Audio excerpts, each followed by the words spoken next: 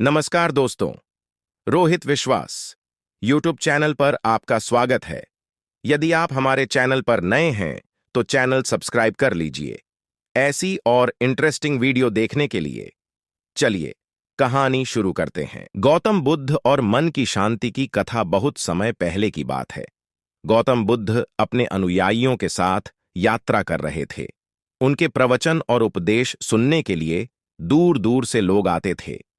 एक दिन बुद्ध और उनके शिष्य एक छोटे से गांव में पहुंचे। गांव के लोग उनके आगमन से बहुत खुश हुए और उन्हें सम्मानपूर्वक गांव में आमंत्रित किया। गांव के प्रमुख ने उन्हें अपने घर ठहराया और बुद्ध के लिए एक विशेष सभा का आयोजन किया, जिसमें गांव के सभी लोग उपस्थित थे। सभा के दौरान एक युवक उठकर खड़ा हुआ और बोला, भगवान बुद्ध, मैं बहुत परेशान हूं। मुझे अपने मन की शांति नहीं मिल रही है। मेरा मन हर समय अशांत रहता है और मैं किसी भी चीज में संतोष नहीं पा रहा हूं। कृपया मुझे बताएं कि मैं अपने मन को शांत कैसे कर सकता हूं। बुद्ध ने उस युवक की ओर देखा और मुस्कुराते हुए बोले, तुम्हारी समस्या बहुत सामान्य है और इसका समाधान भी सरल है। लेकिन पहले मुझे यह बताओ कि तुम्हारे मन को अशांत करने वाले विचार क्या हैं। युवक ने कहा, भगवान, मेरे मन में हमेशा अतीत की गलतियों का पछतावा और भविष्य की चिंता रहती है। मैं वर्तमान में कभी संतुष्ट नहीं रह पाता। गौतम बुद्ध ने कुछ देर सोचा और फिर बोले, मैं तुम्हें इस समस्या का समाधान बताऊंगा, लेकिन पहले मैं एक कहानी सुनाना चाहता हूं। गांव के लोग भी चुपचाप सुनने लगे। बुद्ध ने कहा, किसी समय की बात है। एक राजा था जो बहुत शक्तिशाली और धनवान था।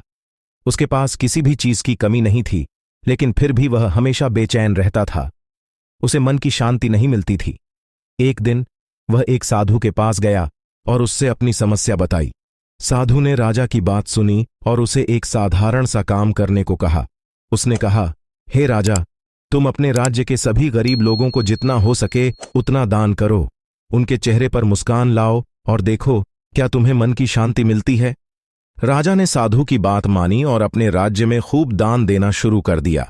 वह हर दिन किसी न किसी गरीब को खुश करता, लेकिन फिर भी उसे मन की शांति नहीं मिली। राजा ने साधु के पास जाकर कहा, मैंने आपकी सलाह मानी, लेकिन फिर भी मुझे मन की शांति नहीं मिली। साधु ने हंसते हुए कहा, राजन, तुमने दूसरों को खुश करने के लिए दान दिया, लेकिन क्या कभी अपने मन को खुश करने के लिए कुछ किया? तुमने सिर्फ दान करने का कर्म किया, लेकिन उसके पीछे की भावना को नहीं समझा। राजा ने पूछा, साधु महाराज, फिर मुझे क्या करना चाहिए? साधु ने उत्तर दिया, तुम्हें सबसे पहले अपने मन को दान देना होगा, उसे मुक्त करना होगा। अपने मन के अंदर की इच्छाओं, दुखों और द्वेषों को छोड़ो। जब तुम इन सब चीजों से मुक्त हो जाओगे, तभी तुम्हें सच्ची शांति मिलेगी। राजा ने साधु की बात पर गहराई से विचार किया और उसे समझ आया कि शांति बाहरी चीजों में नहीं, बल्कि अपने भीतर है। उसने साधु के निर्देशानुसार अपने मन को शांत करना शुरू किया और अंततः उसे मन की शांति प्राप्त हुई। बुद्ध ने कहानी समाप्त की और युवक की ओर देखा, जो अब भी सोच में डूबा था। फिर उन्होंने कहा, युवक, राजा की तरह तुम्हारी शांति भी तुम्हारे भीतर ही है। अतीत के पछतावे और भविष्य की चिंता को छोड़ो, वर्तमान में जीना सीखो। अपनी इच्छाओं को नियंत्रित करो और अपने मन को शांत करो।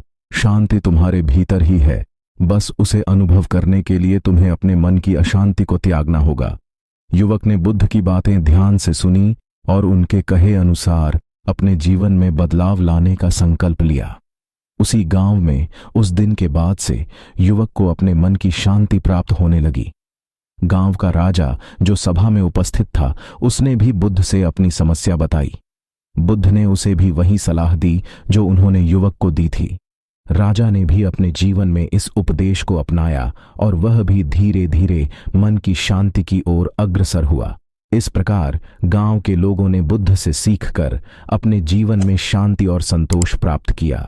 बुद्ध के उपदेश ने न केवल उस युवक और राजा को, बल्कि पूरे गांव को जीवन की सच्ची राह दिखा दी। इस तरह गौतम बुद्ध का यह ज्ञान और उनकी शिक्षा उस गांव के लोगों के जीवन में अमूल्य साबित हुई। तो दोस्तों, आपको यह कहानी कैसी लगी कमेंट करके जरूर बताइएगा। चलिए मिलते हैं किसी और वीडियो में। तब तक के लिए धन्यवाद। नमो बुद्धाय। आपका दिन शुभ हो।